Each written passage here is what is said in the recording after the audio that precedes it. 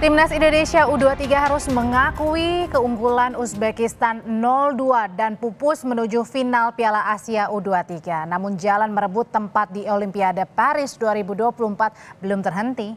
Dalam laga yang digelar di Abdullah bin Khalifa, Doha, Qatar, Indonesia sebenarnya sempat mencetak gol melalui gol Muhammad Ferrari pada menit ke-61. Namun dianulir wasit akibat offside. Kemudian menit ke-67, Uzbekistan yang terus menekan akhirnya membobol gawang Hernando Ari melalui Hussein Norcaev. Di saat tertinggal, Indonesia justru harus kehilangan Rizky Ridho yang diganjar kartu merah usai melakukan pelanggaran terhadap Jasurbek Jaloliddinov. Uzbekistan pun semakin menjauh akibat gol bunuh diri Pratama Arhan pada menit ke-86. Akhirnya Serigala Putih pun menekuk Garuda Muda 2-0 dan memastikan tempat ke final untuk menantang Jepang yang menang 2-0 dari Irak.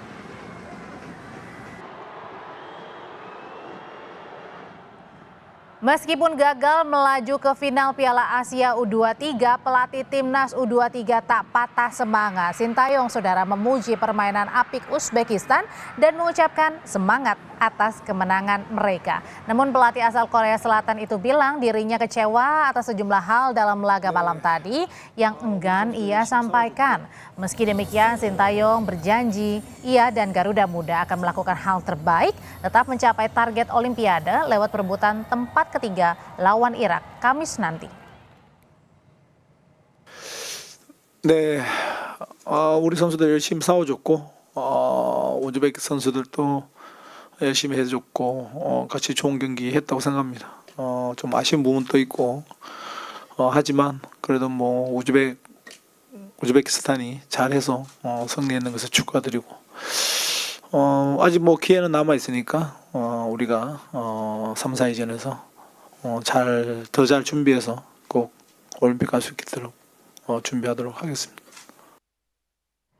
Peluang Timnas lolos Olimpiade Paris 2024 masih terbuka lewat dua jalan. Yang pertama adalah lewat perebutan juara 3 Piala Asia U23 pada Kamis 2 Mei mendatang melawan Irak.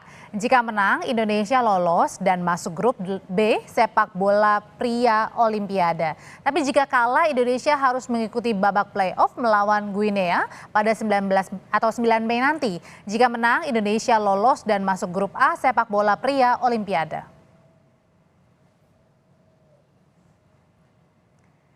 Di laga lain semifinal malam tadi, Jepang berhasil menembus final Piala Asia U23 setelah mengalahkan Irak dengan skor 2-0.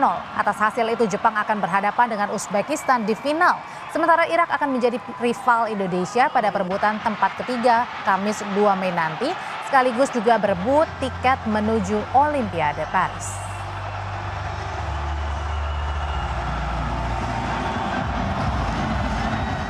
Jika menang dalam perebutan juara 3 Piala Asia U23 Indonesia dan masuk grup B cabur sepak bola Olimpiade, Garuda Muda akan berhadapan dengan Argentina, Maroko, dan Ukraina. Sementara jika lolos via playoff dan masuk grup A cabur sepak bola Olimpiade, Indonesia nantinya akan berhadapan dengan Perancis, Amerika Serikat, dan Selandia Baru.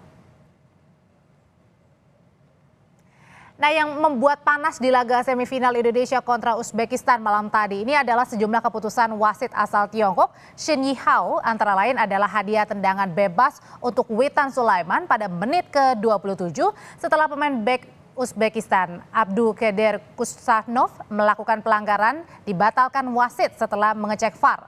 Berikutnya euforia pasca gol Muhammad Ferrari ini harus pupus karena gol pada menit ke-60 atau 61 ini dibatalkan wasit usai mengecek VAR karena kaki Ramadan Sananta ternyata dinyatakan masuk area offside.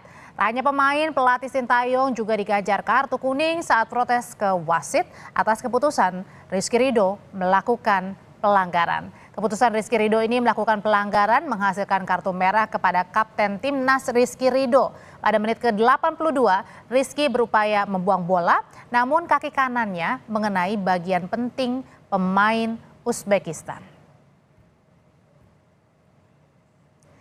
Dan untuk mengulas pertandingan malam tadi sudah bersama kita sore hari ini dengan Kepala Badan Tim Nasional Indonesia Sumarji. Selamat sore waktu Indonesia nih Pak Sumarji.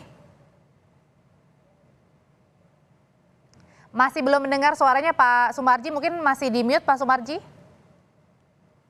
Oke, baik, kita akan mencoba menghubungi kembali Kepala Badan Tim Nasional Indonesia, Pak Sumarji, yang ini sedang dalam melakukan perjalanan ya. Nah, kita akan bertanya kepada Kepala Badan Tim Nasional Indonesia, Sumarji, gimana sih sebenarnya ini mental pemain para timnas Indonesia karena kemarin ini kalah 0-2 melawan Uzbekistan. Memang tidak disangka-sangka ya pada saat mencetak gol pertama Indonesia yang dilakukan oleh Ferrari, kita semua kira ini gol, tapi kemudian wasit berkata lain. Dan sekarang yang kita ingin mempertanyakan adalah bagaimana sebenarnya mental dan kesiapan juga dari anak-anak timnas U23 melawan nanti untuk memperebutkan juara ketiga melawan Irak pada Kamis mendatang. Sekaligus juga membuka peluang untuk kita masih berada masuk ke Olimpiade terbuka.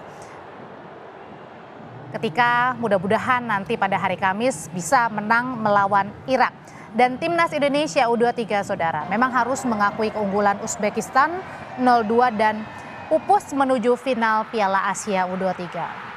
Tapi jalan merebut tempat di Olimpiade Paris 2024 pun belum berhenti karena dalam laga yang digelar di Abdullah bin Khalifa Doha, Qatar pada Kamis nanti Indonesia akan kembali berhadapan dengan Irak untuk merebutkan posisi juara 3 dan kemungkinan untuk merebut tempat di Olimpiade Paris 2024. Mudah-mudahan sambungan teleponnya bagus Pak Sumarji, mudah-mudahan bagus ya suaranya. Sore Pak Sumarji waktu Indonesia. Iya, selamat siang waktu Qatar. Pak Sumarji, ini saya pengen tahu dulu nih yang pertama, gimana sih mentalnya pemain timnas usai dikalahkan Uzbekistan 2-0? Ya, kalau kondisi memang kemarin selesai pertandingan, ketika di ruang ganti anak-anak memang cukup drop ya. Tetapi setelah diberikan motivasi, ketua umum juga memberikan motivasi, kita semua juga memberikan motivasi, kembali ke hotel juga kita berikan motivasi sampai dengan tadi pagi. Masing-masing para pemain hari ini menunjukkan grafik yang cukup baik, kembali kepada performa, terutama berkaitan dengan kondisi psikologis para pemain. Dikarenakan satu, dari kondisi para pemain yang ada, kondisinya saat sekarang ini boleh dikatakan cukup baik ya. Mengingat beberapa pertandingan jeda waktunya cukup pendek-pendek, ada